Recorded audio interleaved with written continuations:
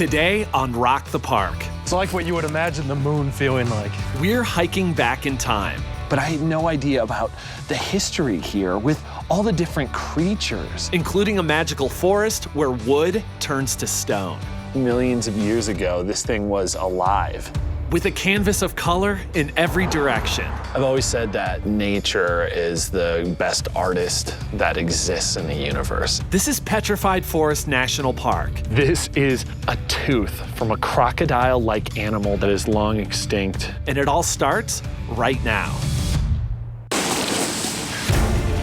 I'm Jack Stewart.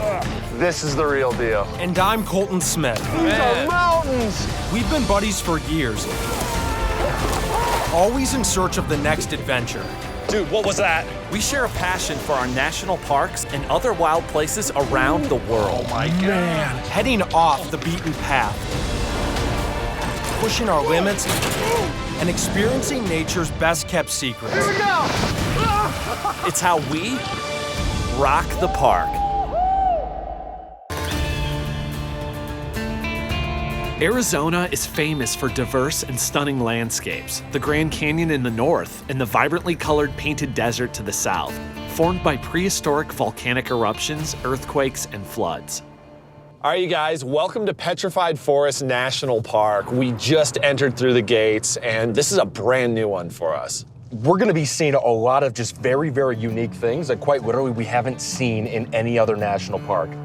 Petrified Forest National Park encompasses more than 220,000 acres, about 50 miles west of the New Mexico border. Much of the park is comprised of so-called Badlands, a product of ancient volcanic ash. This soft rock erodes easily and cannot support soil or vegetation.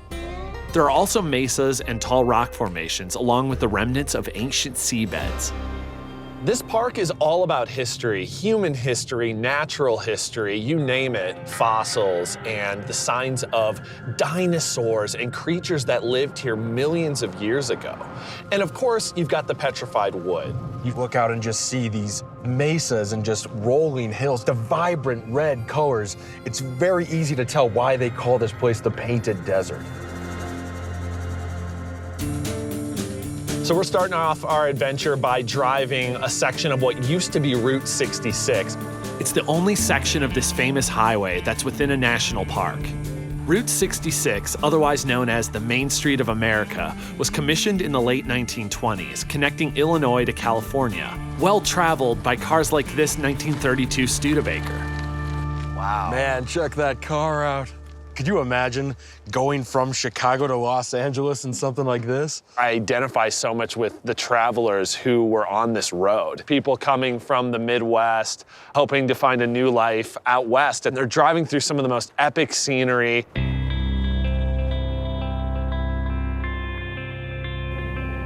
Now, we are on our way to see a little bit more human history, but this human history dates back a little further than Route 66. We're on our way to an ancient Puebloan village from around 1200 AD to about 1400 AD. That's why these parks are so incredible. It's preserving so many different levels of human history and natural history.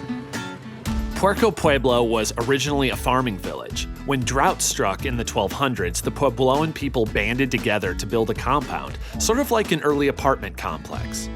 They had 100 different rooms that all centered around this plaza. The living quarters were all above ground, but the kiva is underground. And usually these are used for religious ceremonies and things like that. These stone foundations, pieces of pottery, and etchings in the rock are all that's left to tell their story. So down here on some of these rocks, you can see that there's just petroglyphs everywhere. We constantly see the bighorn sheep, and if you come over this way, there's a petroglyph that I've never seen before, and what they think that it is actually a migration symbol, which again, was an incredibly important thing to pass along from generations in different villages, knowing when the migrations of these animals would come through. There is no shortage of stunning geology throughout this park. Just down the road, we pass colorfully striped buttes known as the teepees for their shape. Wow, that's massive. They were formed 200 million years ago from thick deposits of colorful mudstone and sandstone and were further tinted by iron, manganese, and other minerals. Back then, this was a tropical forest with 200-foot conifers. Eventually, volcanic eruptions toppled the trees and rushing rivers buried them in mud and ash. And without much oxygen, that's when the petrification process began. The chemicals in the mud and ash reacted with the wood to form quartz crystals, which permeated the logs and slowly turned them to colorful rock. Over time, erosion gradually exposed some of the petrified wood, like this massive log known as agate bridge. Oh, this is pretty cool. Wow. It's a natural bridge formed by a petrified tree that dates back 217 million years. This tree is about 110 feet long.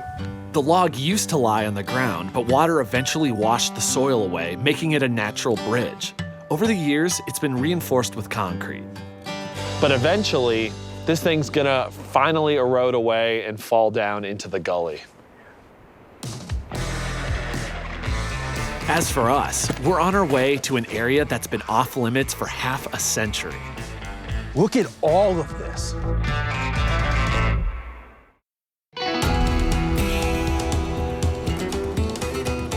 We're in Petrified Forest National Park in Arizona, where ancient history is on display everywhere you look. We are heading out to the main attraction, the highest concentration of petrified wood in the world. It's so cool. From here, we can see the entire forest, petrified wood as far as you can see, but you can actually hike down there, and that's what we're gonna be doing. We're on a 2.5-mile hike to the Jasper Forest. It's an off-the-beaten-path hike, which really combines all the elements of hiking in the national parks that we love. They have suggestions, but it's really choose your own adventure, create your own trail, leaving a minimum impact, of course. So that means you gotta kind of know where you're going. Bring a compass or a GPS, something that allows you to really keep track of where you're at and keep yourself safe. Check this out. We're like not even 100 yards into the trail and we're looking at tons of petrified wood. Look at all the colors that are mixed into this. It's so crazy to think that at one point, millions of years ago, this thing was alive. And now it's absolutely solid rock. All right, we don't have to stick to the trail. No, we don't. Let's always, keep an eye on this hill so we know how to get back up. Ooh. And be careful.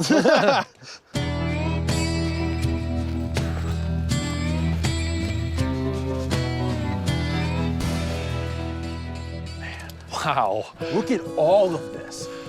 This is insane. This is petrified wood, but it's also just like an impressively large tree. You know what I'm saying? Like a massive tree. This thing yes. would have been hundreds of years old. This section could have belonged to a tree that was towering 180 feet.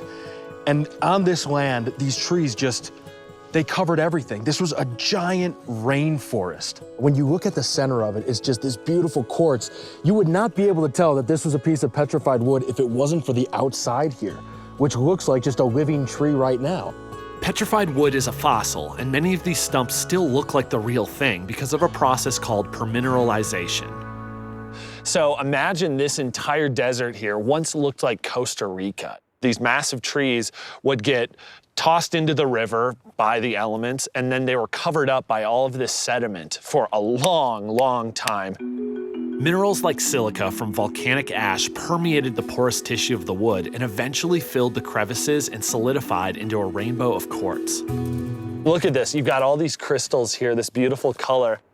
The bright red is hematite. It came from oxidized iron in the water. The ground is now covered with petrified wood because over time, the water disappeared and the sediment covering the logs eroded away.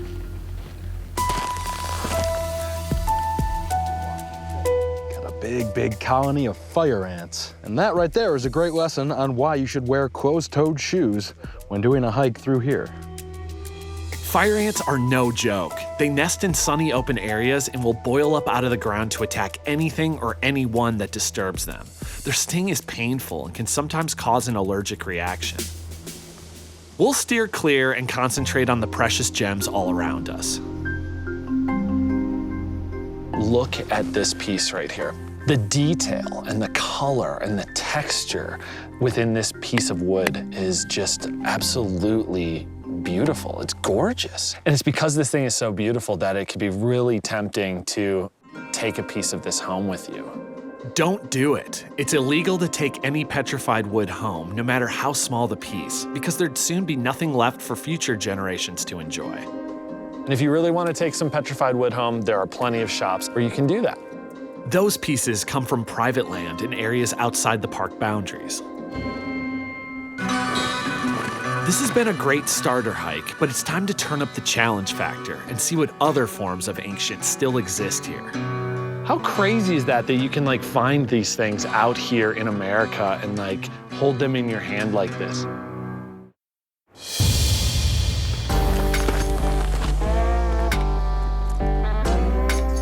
We're exploring the backcountry of Petrified Forest National Park in Arizona, 230 square miles of Badlands, desert, and a rainbow of fossilized trees. We're about to set off in the Red Basin area, and like our last hike, we're on our own. No maintained trails, anything like that. We are relying upon our little guide here and our trusty GPS. Yeah, and for the record, you're leading this one. I'm leading this, This is all you. I'm the GPS guy. One thing to know about this park, it closes each night and the entrance gates are locked. I'm gonna be watching the clock Yes, to make sure that we yes. get out of here before the park closes. This 8.5-mile hike will eventually take us to some ancient clam beds, but we're already seeing signs of life. So check this out. We've got some pronghorn yeah. tracks right here. Some really deep ones too. Yeah. Wow, those are really nice. Pronghorns are the only living descendants of an ancient species indigenous to the American West. They're the fastest land mammal in the Western Hemisphere, reaching speeds of 60 miles per hour.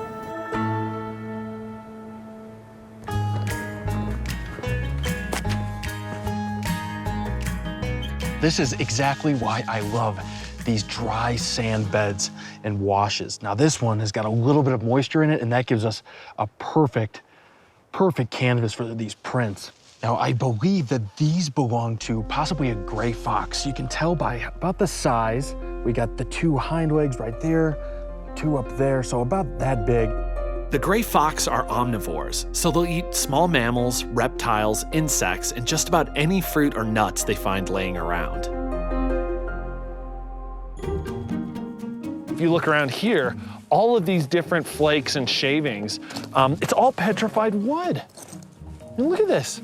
This looks like you could throw this in a fire pit and burn it. You know, it looks like a little scrap wood. It's rock. We're hiking at an elevation of 5,500 feet, where it's important to drink plenty of water and to be prepared for wide temperature swings. When we started this morning, it was like 25, 30 degrees. And now it's definitely getting up into the 60s.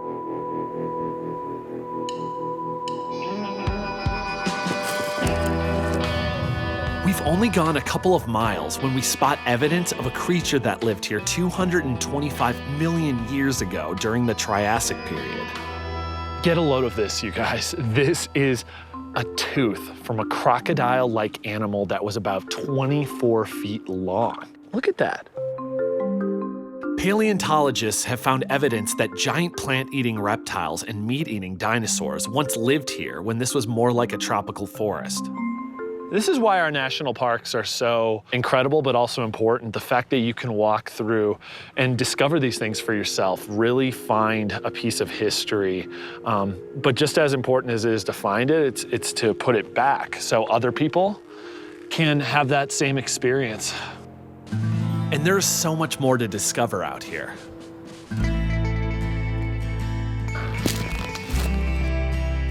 So right now we are at a site of an old pueblo that collapsed. This was a structure, and we've got all these different pot shards here. Take a look at this. I'm gonna be very careful not to break it. This right here was a piece of pottery, and you can see that whoever made this dug their fingernails into it and created this shape in the clay here.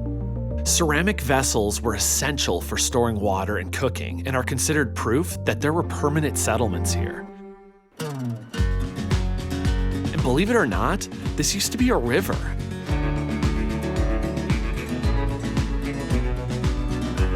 As proof, there are thousands of fossilized clams from back in the time of the dinosaurs. Clams, I believe, right there. See that? Yep. Yeah, definitely. These fossils embedded in sandstone are more than 200 million years old.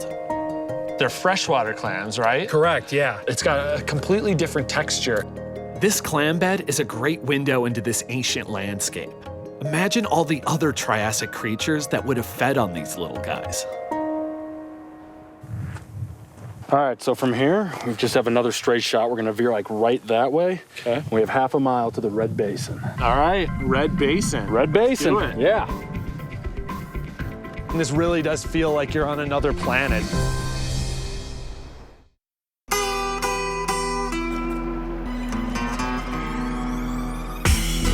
We're hiking in Petrified Forest National Park in Arizona, approaching an eerie landscape that transitions into the Badlands of the Red Basin.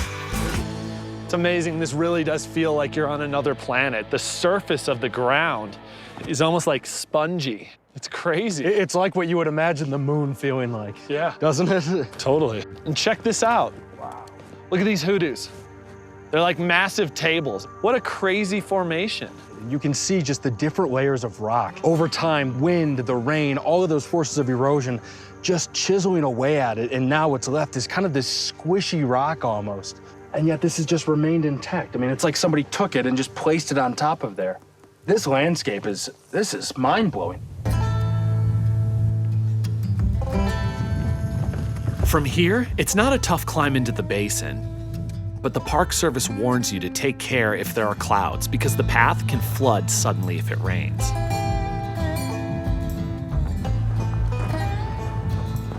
So of course, this isn't actually a canyon. It's more so a drainage where rainfall will work its way through this soil and the rock formations. But it's pretty cool to be walking through it because it really does feel like you're in a little slot somewhere. This is just absolutely spectacular. Like the colors here. The red of the Red Basin is typical of Badlands. It was formed by rivers depositing layers and layers of minerals from clay, silt, and sand over more than 40 million years. And hey, congratulations. Thank you. You led. I did. And you got us here. Wasn't really that hard.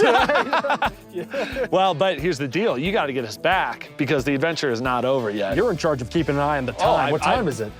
Yeah, it's 3 o'clock. Okay, then we really need to get a move on it. Yeah, we got to be clear of the gate by 5. You were supposed to be keeping an eye on the time. Keeping an eye on the time. We'll be fine. We'll be fine. Well, yeah, if we run. Just don't get us lost on the way back.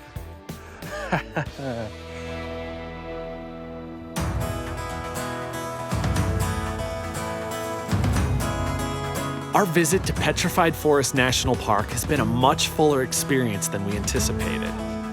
I love when I come into a park with a certain expectation and leave with a completely different experience that I didn't see coming.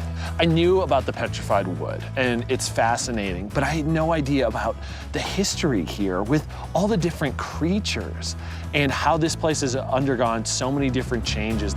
I mean, starting off and seeing Route 66, and then the further down the road you get, absolutely surrounded by fossils of things that were alive 200+ million years ago. This place preserves an environment where you can walk through the park and discover things that you would expect to find in a museum. It allows you to kind of use your imagination to place yourself back in those ancient times because as far as your eyes can see, you see very little signs of man. I mean, that is the power of preservation right there. Yeah, absolutely. It's a privilege. And remember, Hey, if we can do it, So can you. so the next chance you get, go out and rock the park. Well, it was a good trip. It was a great trip. Let's get back on Route 66 and head for the coast. Yeah, get to one of those little oases, huh? Yeah. Oh, that'd be awesome.